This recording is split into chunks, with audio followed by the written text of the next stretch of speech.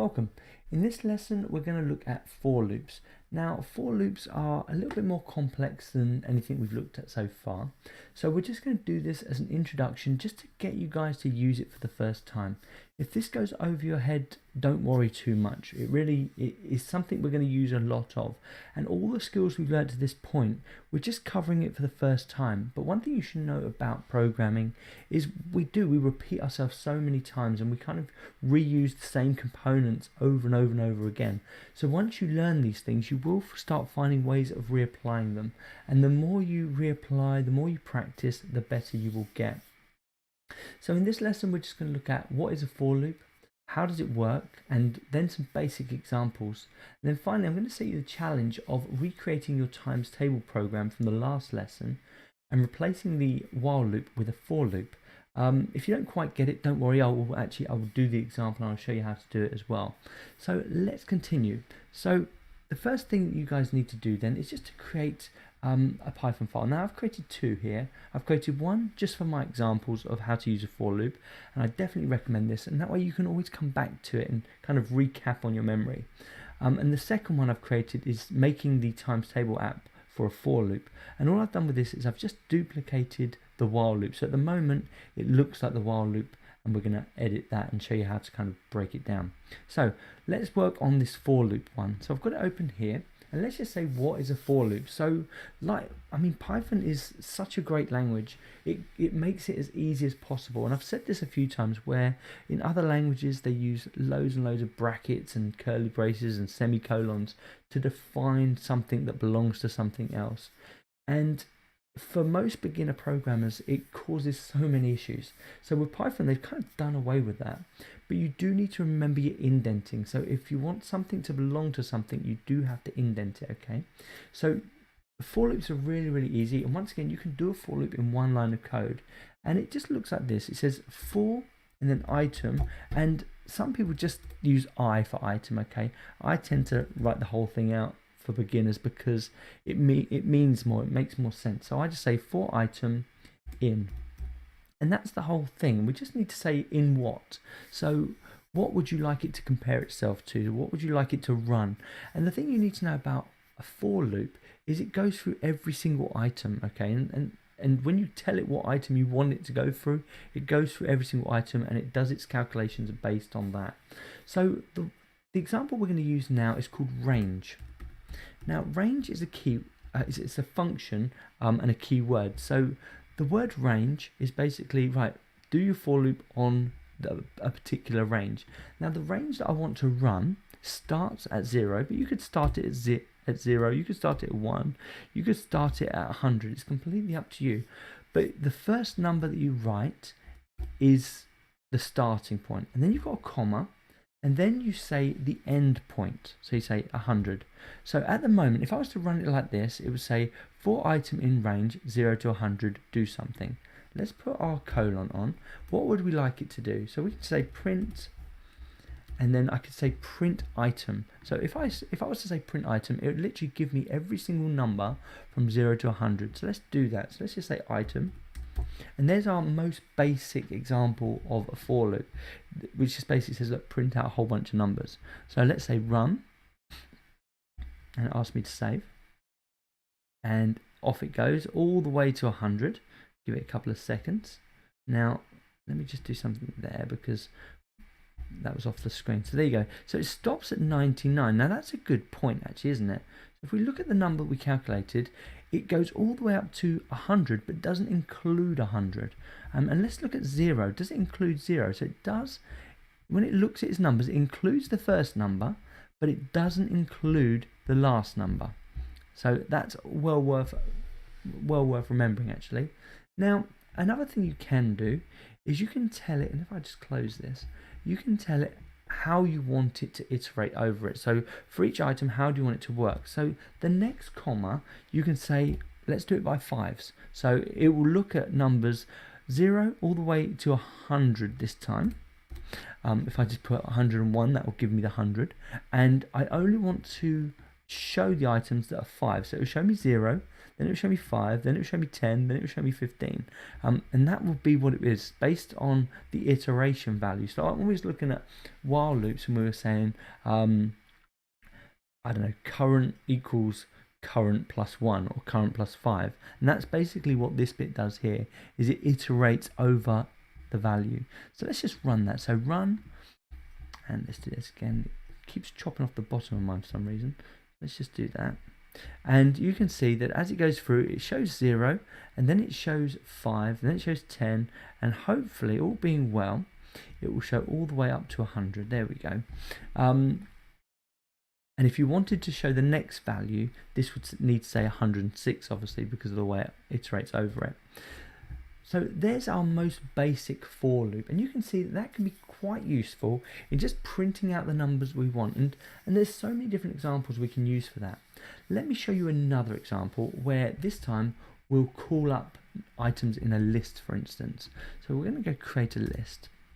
So we'll just call it something simple, my list. Equals, and then we have our brackets. Now, what you could do with this, if you wanted to use the range function, you could have the range function here and it would go through every single number or whatever. But I just find it's easier just to do it from here. So if I just say 0, 4, 5, 3, and so on, and I can have this list as long as I want. And remember, you can also have string values in there as well. So if I just say hello, it will obviously print out my hello.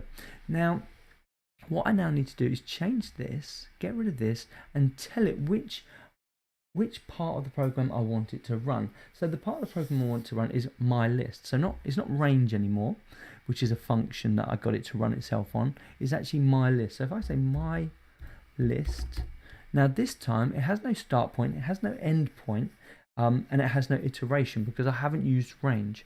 So if you wanted to iterate it over range, you could definitely do that, but we're just going to keep it really simple, and we're just going to print out every single item. So for item in list, print it out. So it's going to print 0, it's going to print 5, 3, 7, and then hello. So let's just run that now. Once again, let's just save that. So there you go. So all of my items in that particular list are there, and they've been printed out. So that's what the for loop does. So those are my two really basic examples for you guys.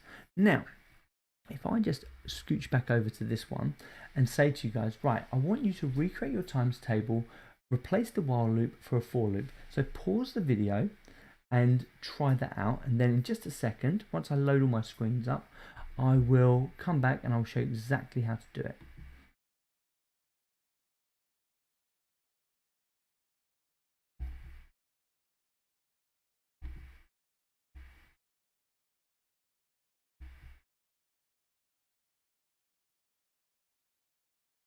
Okay, so here we are, and I've just opened up the times table app from last time. Now remember, I just said I duplicated it, I've renamed it as using a for loop, and now we're going to edit it. So how can we edit this to use a while loop? So we should be able to half the number of lines of code. So we definitely need this. Because of the way the for loop works, we're not going to need this, and we're not going to need this, because we don't need to iterate in that particular way. So also, I'm going to get rid of the answer. You could use the answer, but all I'm going to do instead is I'm going to do the calculation here. Okay, so let's just load up a for loop on this. Let's get rid of some more stuff that we don't need for this one. So let's just delete this one as well. Let's delete this one. We don't need that. So we've still got a few lines of code that we don't need, but let's just try and work this out. So the first thing is let's change this into a for loop. So what we're going to say is for item in range. Don't forget our brackets, because it's a function, we need to make sure it's got a bracket. Now, because it's a timetable and we want it to go from 0 all the way to 12, what we need to say is 0, 13. So that gives us our start point at 0, and this gives us our end point, which, because it doesn't include the 13, will only go to 12. The next thing we need to make sure we've got then is the print statement. Now I'm going to just get rid of that, and I'm going to get rid of number 1, and instead I'm going to replace number 1 with item, because this is the variable, if you like, that we're calling. We've deleted number 1, and this is the variable that we're going to call instead. It's just called item. So item will iterate 0, 1, 2, 3, 4, 5, 6, 7, 8, 9, 10, 11, 12. This number 2 here will give us the value that the user input for us.